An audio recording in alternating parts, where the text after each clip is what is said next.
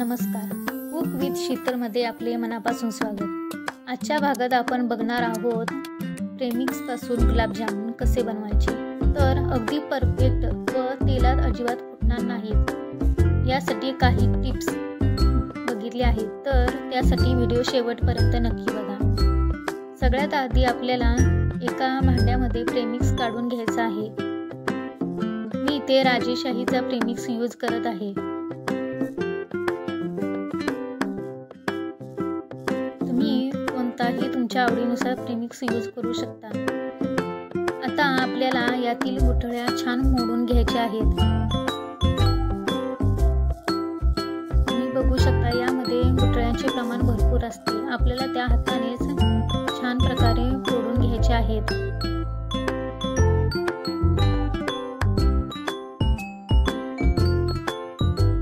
सर्व गुठळ्या छान फुटल्या की यामध्ये आपल्याला दूध मिक्स करायचे आहे.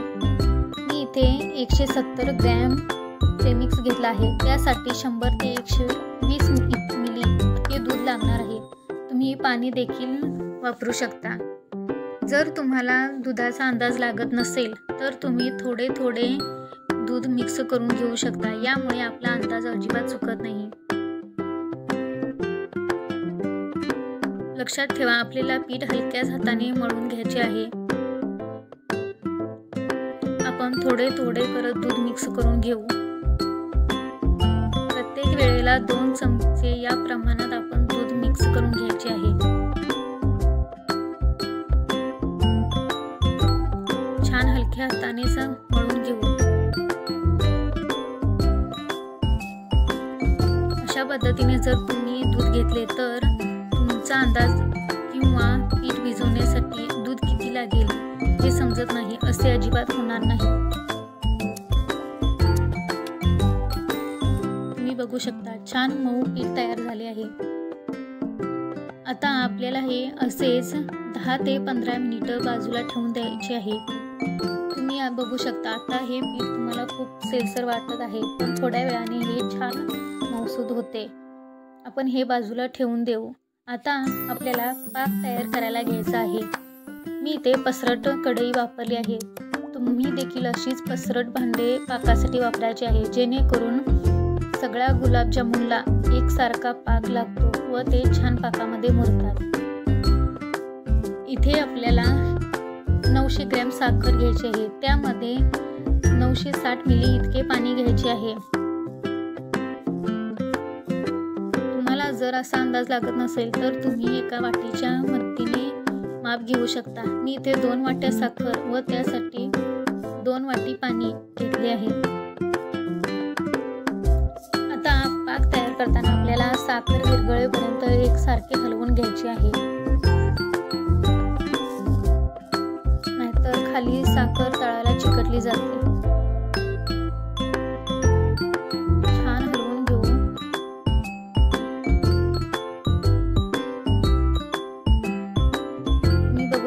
साखर आपली छान उकळली आहे.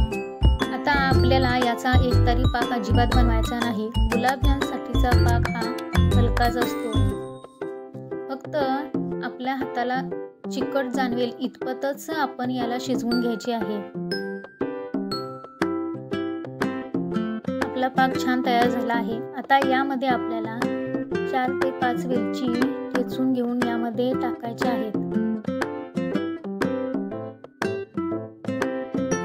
आपला पाक तयार झाला आहे.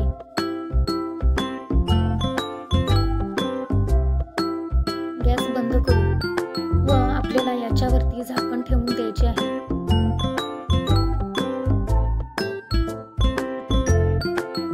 आता आपल्याला गुलाबजाम करायला घ्यायचे आहे. त्यासाठी मी इथे एका कढईमध्ये तेल गरम करायला ठेवले आहे. तुम्ही बघू शकता आता आपले पीठ किती छान मऊसूद भिजले आहे. आता या लगेच तुपाचा हात लावून आपल्याला याचे छान गोळे बनवून घ्यायचे आहेत. गुलाबजाम बनवताना आपल्याला साईज थोडी लहानच ठेवायची आहे, कारण तेलामध्ये तळल्यानंतर हे फुलतात व पाकामध्ये टाकल्यानंतर तर याची साईज डबल होते. त्यामुळे करतानाच आपल्याला याचे छान छोटे छोटे गोळे तयार करून घ्यायचे आहेत. गोळे वळताना एक काळजी घ्यायची आहे, आपण गोळे करताना थोडेसे हाताने आधी छान दाबूनच याचा गोळा बनवायला घ्यायचा आहे व नंतर हलक्या हाताने याला शेप द्यायचा आहे, जेणेकरून याला चिरा अजिबात पडणार नाहीत। या पद्धतीने प्रत्येक गोळा छान रेटून व नंतर हलक्या हाताने आपल्याला याला शेप देऊन घ्यायचा आहे। मी गुलाबजामुन सगळीकडून एकदा बघून घ्यायचा आहे। जर कुठे तुम्हाला क्रॅक दिसत असेल तर पुन्हा त्याला हातावरती घेऊन पुन्हा एखाद मिनिटासाठी छान घोटून घ्यायचं आहे। तुम्ही बघू शकता अगदी छान आपले गुलाबजामुन तयार झाले आहेत, कुठेही क्रॅक आलेला नाही।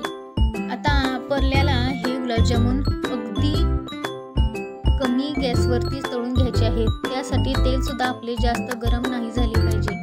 तुम्ही बघू शकता मी एक छोटा गोळा आधी टाकला होता, त्याला आधी आत असताना थोडे बबल्स आले व नंतर थोड्या वेळाने तो वरती आला, म्हणजे आपले तेल योग्य टेम्परेचरवर तापले आहे। आता आपल्याला यामध्ये एक गुलाबजामुन सावकाश सोडून घ्यायचा आहे।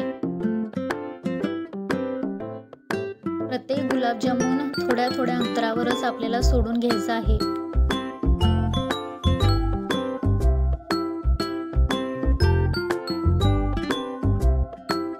अगदी याच पद्धतीने आपण छान गुलाबजामुन तेलामध्ये सोडून घेऊ। एका वेळेला इतके गुलाबजामुन पुरे होतात। जास्त गुलाबजामुन जर तळायला सोडले तर ते हलवताना आपल्याला त्रास होतो व फुटण्याची शक्यता असते। तुम्ही बघू शकता थोड्या वेळातच गुलाबजामुन आपोआप वरती यायला सुरू झाले आहेत व कुठेही आपला गुलाबजामुन तेलामध्ये सुटलेला नाही, म्हणजे आपले गुलाबजामुन परफेक्ट झाले आहेत। आता याला आपल्याला लगेच हलवायचे नाही, साधारण याला सोनेरी कलर दिसल्यानंतर आपल्याला याला छान हलवून घ्यायचे आहे।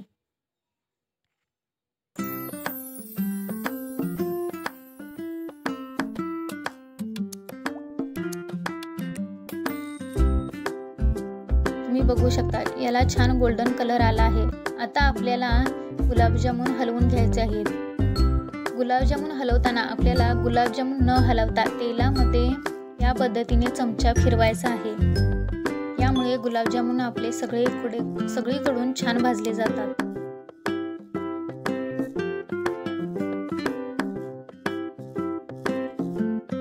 थोड्या वेळातच आपले गुलाबजामुन छान तळून झाले आहेत। आता आपल्याला हे एका झाऱ्याच्या मदतीने काढून घ्यायचे आहेत व हे गरम असतानाच आपल्याला कोमट पाकामध्ये टाकून घ्यायचे आहे। जर तुमचा पाक थंड झाला असेल तर तो एखाद्या मिनिटासाठी कोमट करून घ्या व त्यामध्ये गुलाबजामुन टाकून छान मिक्स करून घ्या। मी याच पद्धतीने बाकीचे गुलाबजामुन देखील तळून घेणार आहे। बाकीचे गुलाबजामुन तळून घेईपर्यंत जर तुमचा पाक थंड झाला तर तो परत एखादा मिनिट गॅसवरती ठेवून कोमट करून घेऊ शकता। आता आपल्याला याला झाकण ठेवून 2 ते 3 तास छान मुरवत ठेवायचे आहे। तुम्ही बघू शकता आपले गुलाबजामुन किती छान तयार झाले आहेत। कुठेही आपल्या गुलाबजामुनला क्रॅक सांगितले नाही, तुम्ही फॉलो करा, म्हणजे तुमचे गुलाबजामुन अजिबात फसले गुलाबजामुन छान तयारमध्ये टाकताच फुटणार नाहीत। रेसिपी आवडल्यास नक्की लाईक करा व चॅनेलला सबस्क्राईब करायला विसरू नका। पुन्हा भेटू पुढच्या भागात।